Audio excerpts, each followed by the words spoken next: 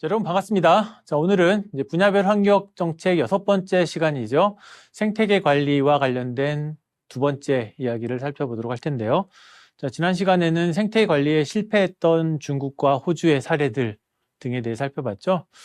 자, 오늘은 구체적으로 정부가 생태계를 보존하기 위해서 어떤 일들을 하고 있는지 구체적인 사례로 생태 통로, 그리고 자연형 하천, 그리고 도시, 그래서 생태계의 핵심 개념인 비오톱 얘기까지 같이 진행해 보려고 합니다.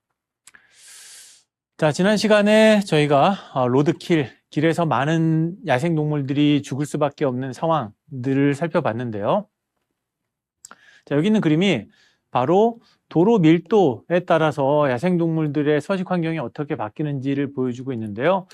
단위는 면적당 도로를 보여주고 있고요. 이 도로 밀도가 낮을 때는 야생동물들이 다양하게 생존을 하고 있고요. 도로가 하나 완공이 되면 2배가 되면은 제한적이 되고요.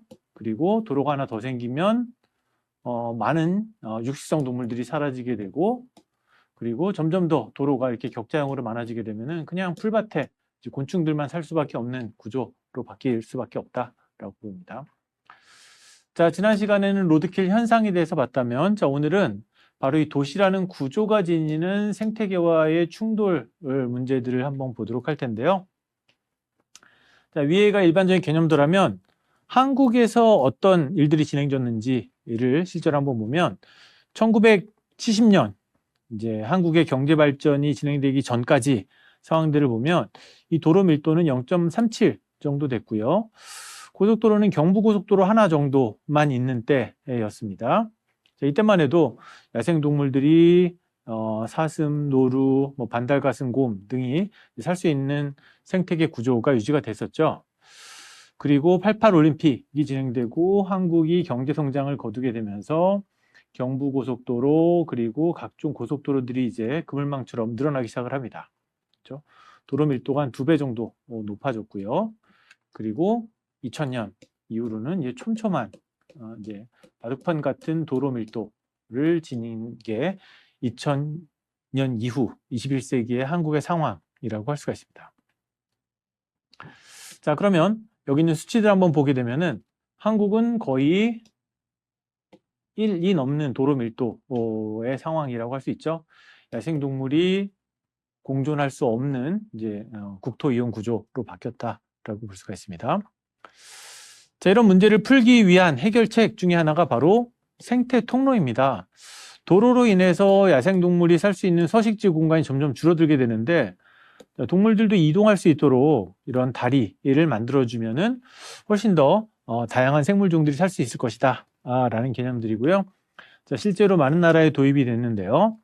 자, 여기 있는 사례는 보면 이스라엘의 고속도로에 야생동물을 위한 통로가 마련된 게 보이고요.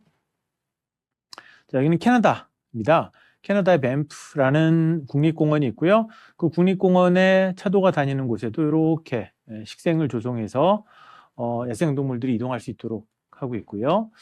네덜란드에서도 고속도로 위를 이런 식생 구조를 마련해서 서식지의 연결성을 높이고 있고요.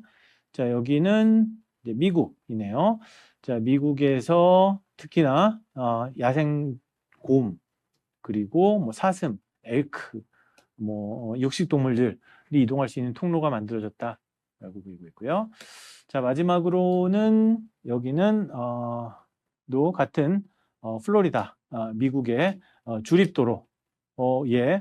여긴 좀 특별한 경우는 다른 도로들이 다 다른 생태 통로들이 도로 위로 육교 형태로 만들어졌다면 여기 플로리다 주립도로 안에는 밑으로 통과할 수 있게 도로 위로 차량들이 다니고, 자, 여기 플로리다 주립도로에서는 차량들이 다니는 도로 밑에 쪽에 통로를 만들어서 야생동물들이 이동할 수 있게. 자, 생태 통로는 위로 지나갈 수도 있고 밑으로 지나갈 수도 있고 이제 다양한 형태로 구성이 되어져 있다. 자, 핵심적인 목적은 야생동물들이 교류할 수 있도록 도시의 단절된 구조를 이어주는 것이 핵심이다라고 할 수가 있습니다. 자, 여기까지 이제 전 세계 다른 나라들의 사례들을 한번 살펴봤죠. 자, 이제 국내 사례를 한번 보도록 하겠습니다. 자, 국내에서는 1990년대 이제 처음으로 구룡령이라는 강원도에 있는 구룡령의 야생 생태 통로를 만드는 작업이 처음으로 시작이 됐고요. 자, 여기 보는 것처럼 이 도로 위에 이렇게 식생대를 조성을 했는데요. 구룡령 생태 터널이 20억 정도 자금이 소요됐다라고 할 수가 있습니다. 자, 그런데 과연 여기에 야생동물이 잘 다니고 있냐? 자, 논란이 벌어지게 됩니다. 20억이나 들였는데 동물들이 이동을 안 해요. 왜 안 하느냐? 아, 나무가 없고 뭐 위험해 보이기도 하고 피난처가 되지도 못하고 여러 가지 이유들이 있어서 자, 결국 20년이 지나서 다시 한번 2013년에 새롭게 개선하는 작업을 했고요. 했더니 다시 야생동물들이 이제는 좀 이용하는 것 같다라는 보고가 이루어지게 됩니다. 자, 이렇게 생태 통로를 한국에도 곳곳에 만들고 있는데 과연 제대로 이용을 하고 있느냐 관련된 논란이 벌어집니다. 자, 더더욱이나 그 무렵에는 경기도에서 500억을 들인 생태 통로가 만들어집니다. 경기도 광교라는 신도시고요. 아파트들이 밀집한 지역이고 서울 외곽에 산악들이 많이 있는 곳인데 이런 넓은 도로 때문에 야생동물의 이동이 차단이 되니까 자, 위쪽에 이렇게 생태 통로를 만들었는데요. 자, 역시나 비용이 500억 정도가 소요가 됩니다.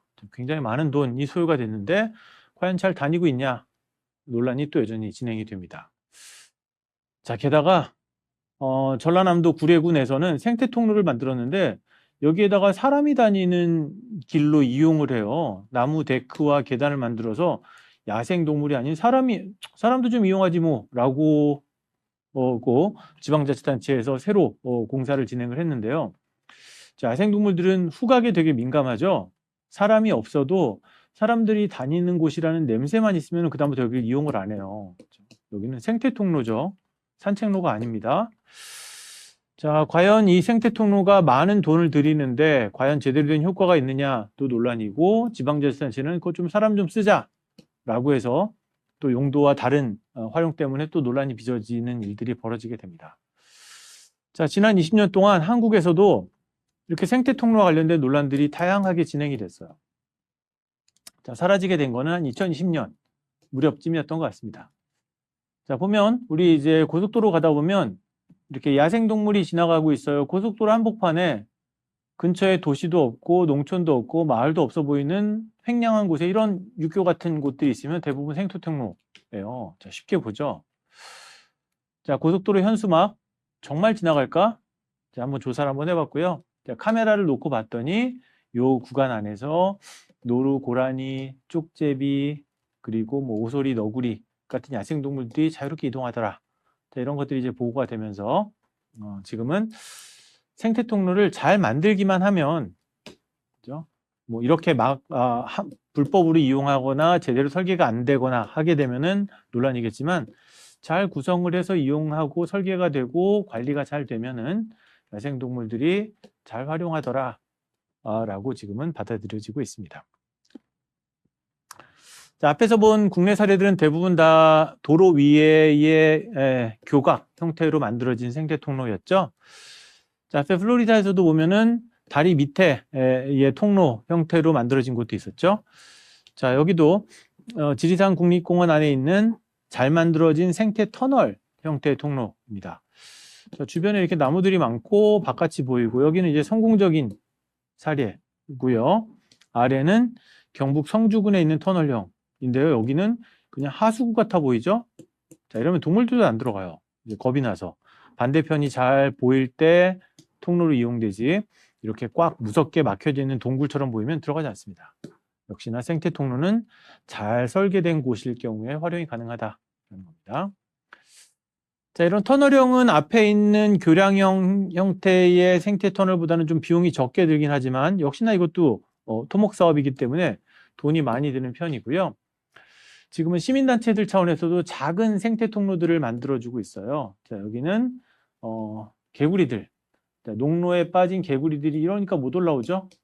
자, 이렇게 천 같은 것만 만들어줘도 탈출 사다리 같은 것만 만들어줘도 이동이 가능하다. 뭐 이런 것들을 이제 NGO 차원에서 시민단체들이 또 야생동물을 구조하는 일들도 적은 예산 가지고 진행이 된다라고 할 수가 있습니다.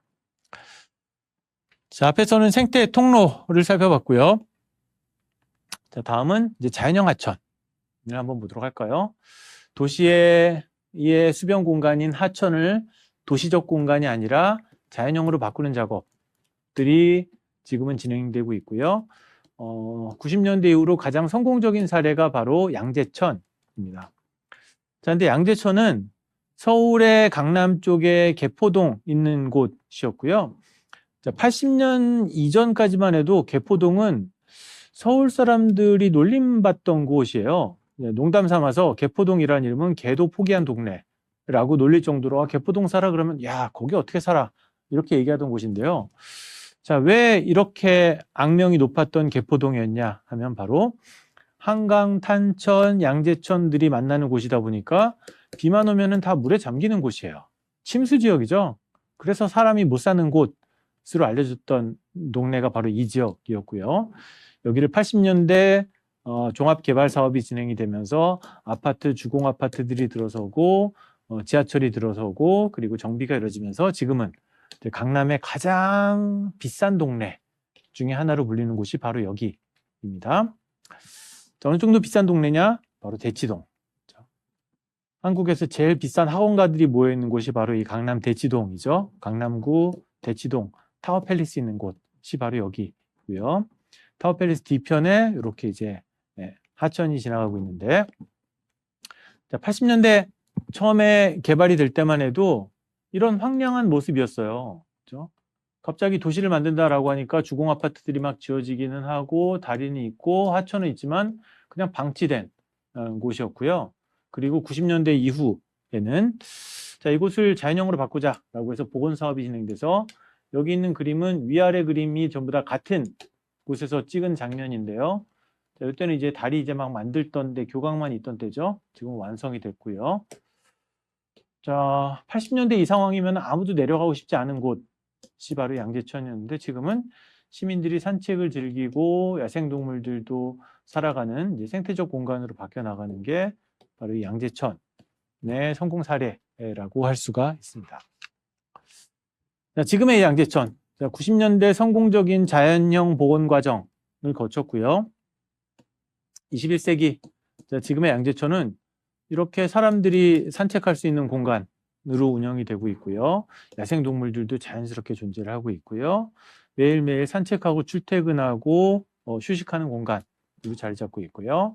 아이들이 낮에는 유치원 아이들이 와서 쉬고 그림도 그리고 활동하고 교육하는 공간으로 활용이 되는 게 바로 양재천입니다. 자, 밤에 본 야경의 모습도 바로 이런 강남 개포동, 대치지구, 대치동, 타워팰리스 있는 도시화된 지역 안에 그래도 자연이 숨쉬고 있는 공간이 바로 이 양재천이라고 할 수 있고요. 지금은 유명한 건 여기 카페들이 많아졌어요. 여기 옆에 아파트 사이사이에 카페들에서 카페촌으로 밤에도 즐길 수 있는 공간이 되고 있습니다.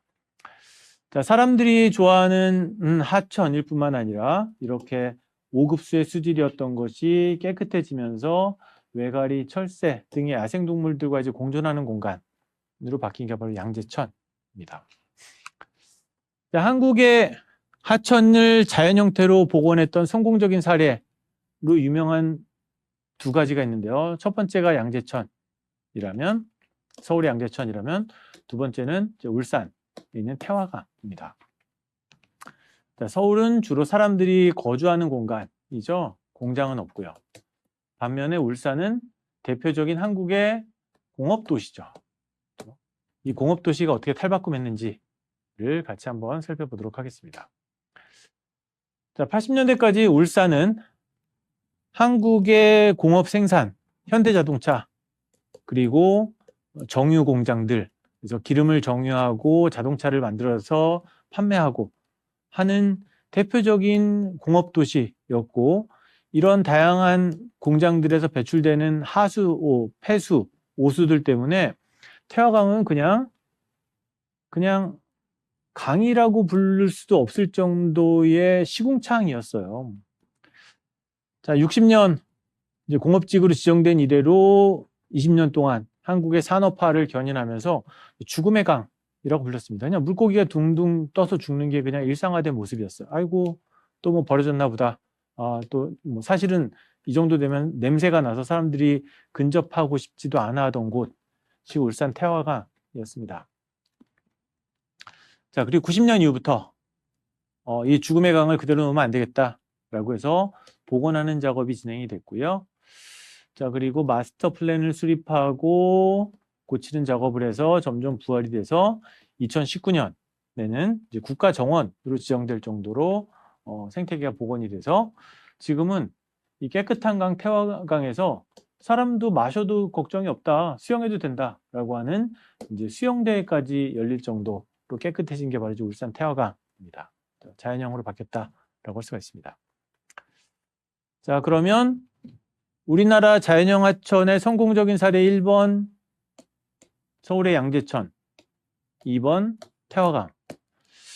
자, 그러면 서울에 또 하나 있는 청계천. 청계천은 조금 논란이 있습니다. 청계천 한번 보도록 하죠. 자, 역사적으로 보면 조선시대 때부터 청계천은 정부가 신경 썼던 곳 중에 하나였고요. 18세기에 이미 준설공사를 하던 모습이에요.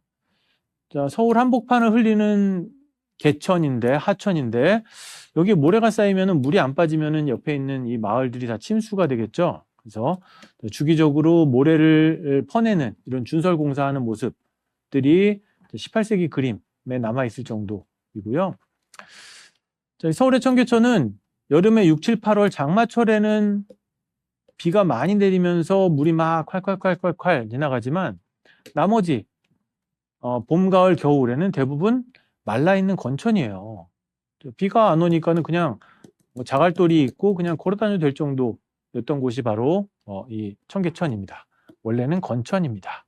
자연적으로는 여름 외에는 물이 없는 곳입니다. 자, 여기에 사람들이 많이 모여 살기 시작하면서 사람들이 벌이는 생활 하수, 폐수, 오수 등이 전부 다 이제 청계천으로 유입되게 되죠.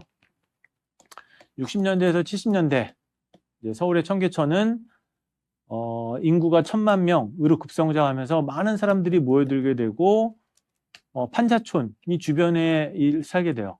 개천 주변이란 곳이 주거 여건이 좋은 곳이 아니었죠. 그렇죠? 보면 이렇게 불량주택들이 막 질비하고 그리고 80년대에도 이런 주택들이 있고 여기는 빗물이 좀 많은 게 장마 때 건천이죠. 장마 때만 되면 이렇게 좀 비가 많았어요. 자, 이런 더러운 곳이었던 게 바로 서울의 청계천이었습니다. 60년대, 70년대까지 서울의 청계천은 이런 모습이었습니다. 자, 그리고 70년대부터 서울은 이 청계천을 덮어버려요. 복개 공사를 해버립니다. 이유는 바로 차가 다녀야 되니까. 차가 다닐 공간이 필요했고 다른 건물들을 다 밀고 도로를 만들긴 힘들고 기존에 하천이 있던데 여길 다 덮어버리자 라고 해서 시멘트로 덮개를 만들었고 그 위에 심지어는 이렇게 고가도로를 만들어서 청계천 고가도로까지 만들어지게 됩니다. 1980년부터 1990년대까지 서울의 청계천 풍경이 이런 모습이었고요. 주로 이 청계천 옆에는 이제 전자상가들이 있었습니다. 그래서 모든 업체들이 모여서 뭐 TV, 냉장고, 세탁기 뭐 이런 것들을 팔기도 하고 고치기도 하는 상권이 형성됐던 게 바로 이 청계천 일대였는데요. 자, 시멘트 구조물이다 보니까 20년이 지나면 이게 낡아서 위험하게 돼요.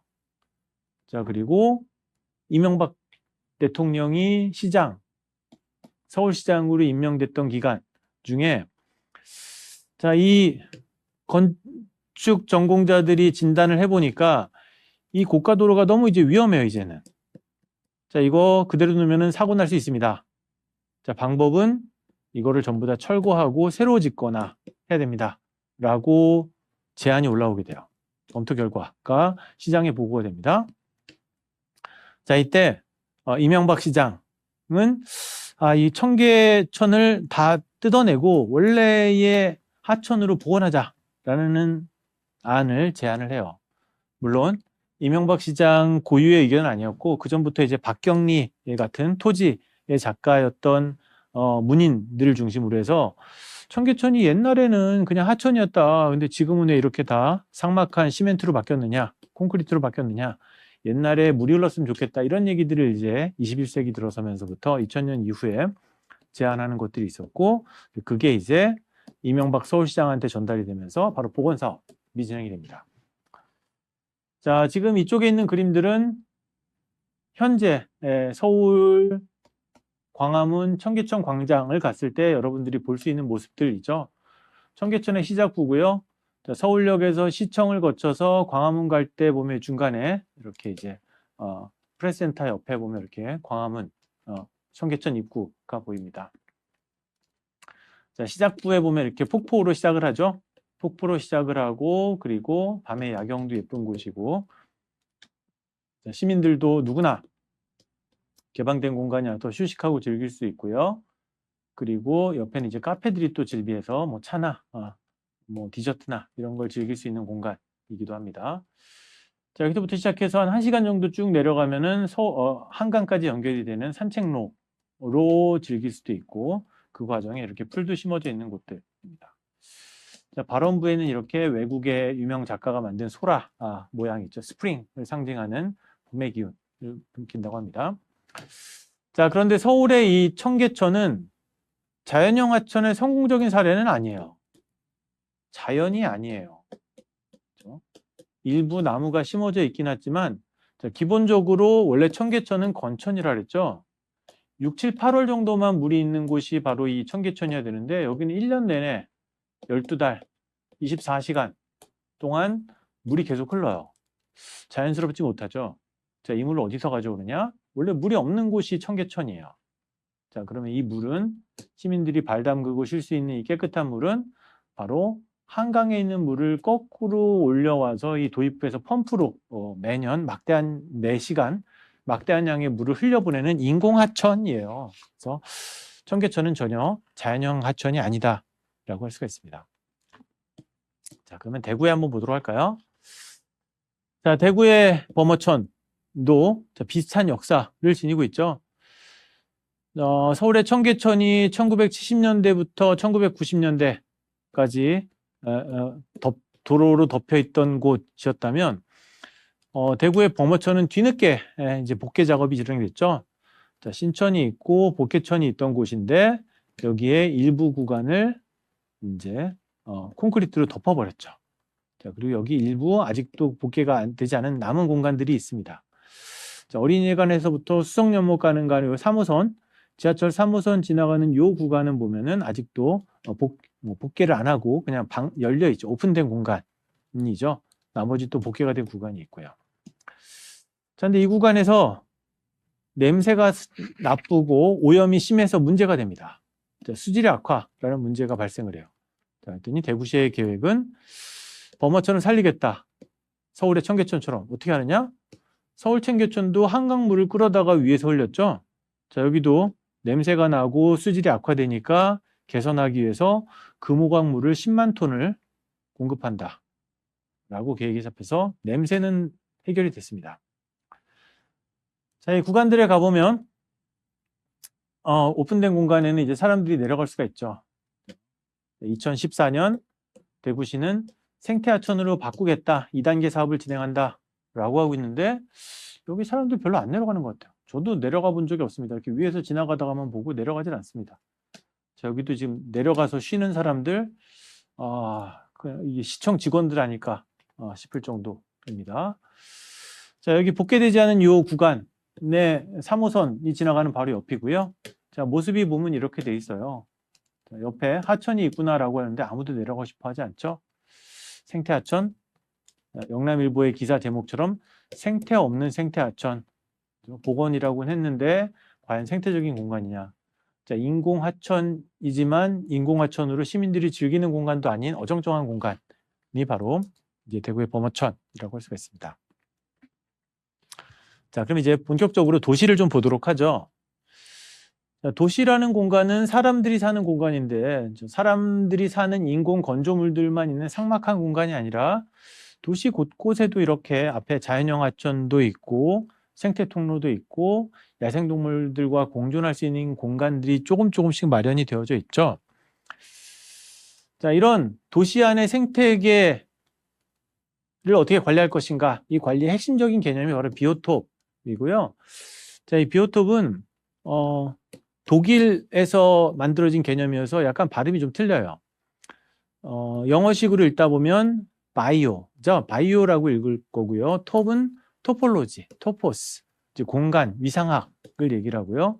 생물학적 공간을 나타내는 개념이 바로 비오톱입니다. 독일어식으로 읽다 보니까 비오톱이라고 읽게 되고요. 자, 특정 지역에 서식하는 생물 군집의 공간을 비오톱이라고 하는데요. 자, 보통 우리가 아는 서식지라는 거는 한 마리의 종, 반달가슴곰, 개가 사는 곳, 뭐 호랑이가 사는 곳을 얘기를 하는 특정 종이 사는 공간을 서식지라고 하고요. 자, 비오톱은 생물 군집, 여러 가지 생물들이 복합적으로 어우러져서 생존하는 공간이라는 의미에서 비오톱이라고 불립니다. 자, 독일의 이런 비오톱, 도시 안에서의 생물 군집들이 서식하는 공간이라는 개념을 서울시가 처음으로 가져오게 됐고요. 자, 2004년에 서울시에서 이런 개념들을 한번 도시계획 안에다가 포함시켜보자 라는 제안들이 2004년, 2005년에 이루어지게 됩니다. 자, 그럼 먼저 이 도시 생태 공간인 비오톱 개념을 만들었던 독일의 사례를 한번 보면요. 자, 베를린이라는 수도에도 도시 안에 이렇게 관목도 있고 나무도 있고 잔디밭도 있고 이런 공간들이 있죠.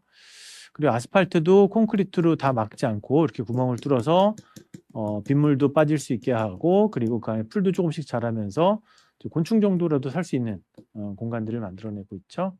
투수 면적으로 바꿔나가고 있고요. 자, 도시 곳곳에도 이런 조그만 연못들은 있어요. 소규모의 습지들이 조성이 되고요. 도시 안에도 하천이 있습니다. 자, 하천 안에도 수변 공간도 있고 야생 식물들, 조류, 그다음 물고기들이 살 수 있는 공간들이 있게 되죠.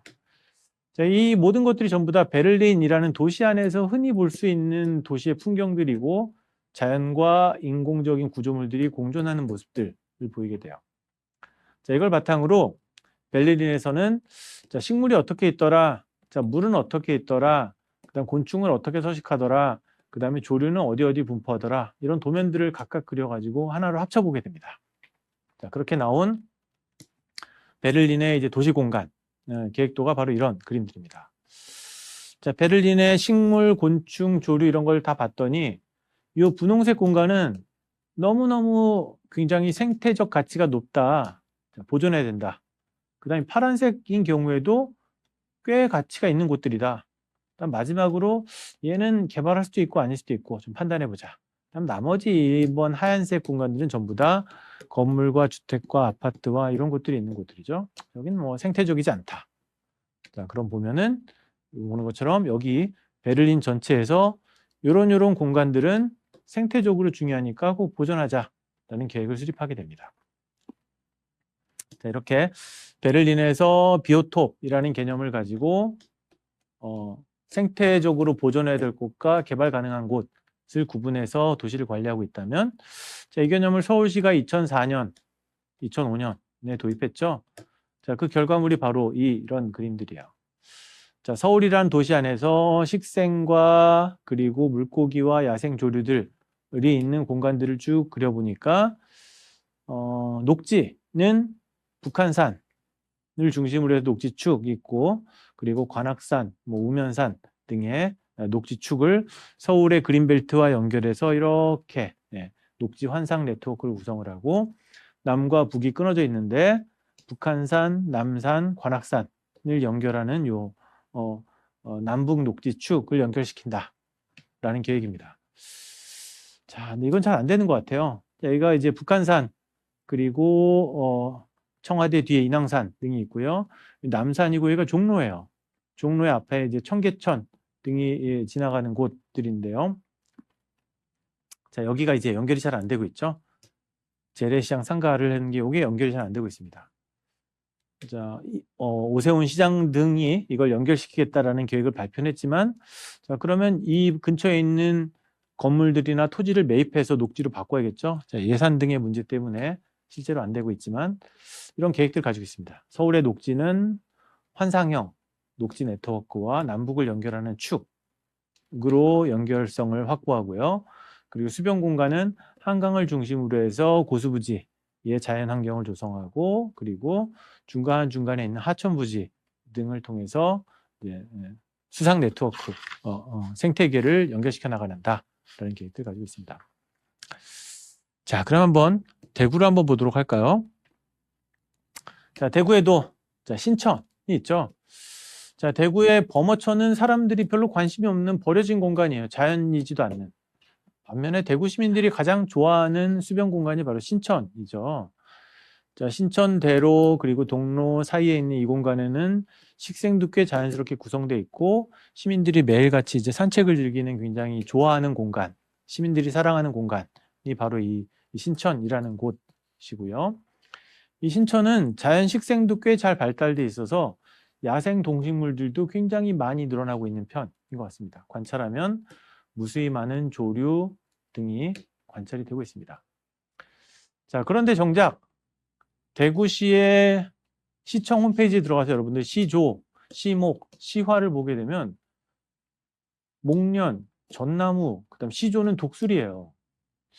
자, 대구에는 독수리 없죠. 저는 본 적이 없는 것 같습니다. 자, 대구 신천에서 많이 볼 수 있는 건 이런 백로, 외가리 같은 새들이에요. 대구랑 전혀 상관이 없는 독수리가 시조로 운영이 되고 있죠. 자, 대구신문에서도 인지도가 낮은 시민들도 아마 모를 거예요. 관련성이 없으니까. 이런 것들이 아니라 정말 시민들이 좋아하는 상징적인 개체들을 차라리 백로를 기대종으로 설정해서 관리를 하는 게 더 필요할 수 있겠죠. 신천이 시민들이 좋아하는, 사랑하는 공간이지만 실제 야생동물 관리와 관련해서는 전혀 상관없는 독수리가 시조로 운영이 되고 있다라고 할 수 있습니다. 자, 반면에 신천에서는 수달이 발견이 돼요. 그래서 대구는 수달의 도시다라고 불릴 정도입니다. 10년 동안 24마리로 늘어난 수달이 신천이나 팔달교, 금호강 등에서 자주 발견이 됩니다. 자, 이거는 신문지상에 나온 거라면 제가 직접 눈으로 목격하기도 했어요. 2015년에 제가 직접 촬영한 건데요. 여기는 바로 칠성시장이에요. 칠성시장 있는 주차장이고요. 제가 지나가다가 처음에는 이게 고양인가? 쥐인가? 좀 너무 큰데? 라고 해서 이제 찍어봤는데 보는 것처럼 엄마 수달이 있고 뒤에 이제 애기 수달 2마리가 따라가는 걸 제가 직접 눈으로 목격할 정도로 2015년, 2019년 대구의 수달은 굉장히 많이 늘어나는 상황들입니다. 자, 그런데 문제는 2019년까지 대구에 수달이 많이 늘었는데 2021년에 수달이 24마리가 폐사하는 일이 발생을 해요. 24마리나 죽었는데요. 전부 다 로드킬로 죽었습니다. 자, 지난 시간에 우리가 로드킬 살펴봤죠? 자동차가 지나갈 때 야생동물이 나오면 그냥 치고 지나가는 게 당신의 목숨을 구하는 것이다가 운전 전문가들 교육 학원에서 가리키는 기본 원칙이에요. 자, 보면 너무 많은 수달들이 자동차에 치여 죽으니까 대구시에서 이런 것들 적어 놓긴 했어요. 신천에 수달이 삽니다. 주의해서 운전해 주세요. 운전하는데 나오면 그냥 쳐야 돼요. 그렇죠? 이런 표지판은 아무 의미 없죠. 차라리 속도를 30km 이하로 제한시키면 멈출 수가 있어요. 이런 표지판 주의하세요라는 거는 당신이 다치지 않게 주의하라는 얘기입니다. 그렇죠? 수달이 다치지 않게 주의하라는 의미가 아니에요. 이런 건 아무 의미가 없습니다. 자, 대구에 그런데 이렇게 이 기사를 보게 되면 왜 갑자기 2021년에 많은 수달들이 대구의 자동차 도시 구조가 더 늘어난 것도 아닌데 왜 이렇게 갑자기 폐사하게 됐느냐? 자, 신천에 보면 하천 정비 사업을 했어요. 대구시에서. 갑자기 막 포크레인으로 모래를 긁어내고 뭐 정비하고 다듬고 하다 보니까 이 수달이 서식지를 잃어버리고 자꾸 딴 데로 옮기면서 그 과정에 이제 차량 사고가 났다라고 보입니다. 자, 대구시는 개체수가 늘어났기 때문에 죽은 것 같기도 하다라고 하는데 과연 이후에는 그런 일들이 없어야겠죠. 그래서 하천을 정비하고 사람들이 일부러 손을 대는 작업은 최소한 줄여나가는 게 바람직합니다. 대구시의 모습은 우리가 좀 더 지켜봐야 될 것 같습니다. 사라지는 보금자리 때문에 아이들이 나오면서 이제 폐사가 늘어났다라고 할 수가 있습니다. 자, 이제 경북대를 한번 보도록 할까요? 자, 대구시 안에 경북대 뭐 녹지는 좀 많은 편이죠. 야생동물이 얼마나 많은지 좀 보도록 할까요? 자, 경북대도 너구리가 있습니다. 자, 여기는 우리 학고사에서 대학신문에서 경북대 안에 사는 야생동물들 사파리라고 했는데요. 학생들이 제보한 바로는 너구리, 외가리, 집박쥐 등등을 이제 종종 발견했다고 하고요. 우리 캠퍼스에서 발견된 너구리의 모습을 어떤 학생들이 찍어놓은 모습입니다. 2017년 기사였고요. 자, 심지어는 TV 동물농장에까지 나오게 됐죠. 자, SBS TV 동물농장에 2018년에 보도가 됐고요. 경북대 비둘기라고 보일 정도라고 하는데요. 자, 공대 뒤편 뭐 기숙사 있는 근처 쪽에서 이제 자주 이렇게 발견이 된다라고 합니다. 자, 그런데 야생 너구리는 그죠? 각종 이제 질병들에 노출이 되어 있기 때문에 함부로 만지는 거 절대 바람직하지 않습니다. 그죠? 야생 동물들은 야생일 수 있게 사람에게 접촉하지 않는 게, 만지면 사람조차 병을 걸릴 수 있으니까 자, 건들지 않고 그대로 보존하는 것. 자, 대구에는 수달, 그리고 경북대는 이제 너구리가 살고 있다라고 할 수가 있습니다. 자, 여러분들 오늘은 생태계 관리와 관련돼서 정부가 추진하는 각종 로드킬을 막기 위한 생태 통로, 그리고 도시의 자연형 하천을 성공시켰던 양재천과 그리고 울산의 태화강, 청계천은 논란이 있지 여기는 자연형이라고 할 수는 없다. 인공으로 좋긴 하지만 뭐 대구의 범어천은 더 문제죠. 독일의 도시계획, 생태관리의 핵심 개념인 비오톱이 한국에 유입되면서 서울과 대구에서도 고민을 해나간다라고 할 수가 있습니다. 자, 오늘 여러분들하고 생태계 관리 관련된 두 번째 이야기를 살펴봤고요. 다음 시간에는 좀 더 넓게 대한민국 국토 환경을 어떻게 관리할 것인가, 국토 환경 관리에 대한 이야기를 같이 한번 살펴보도록 하겠습니다. 자, 오늘 수업은 여기까지였고요. 여러분 수고 많으셨고, 다음 시간에 뵙겠습니다.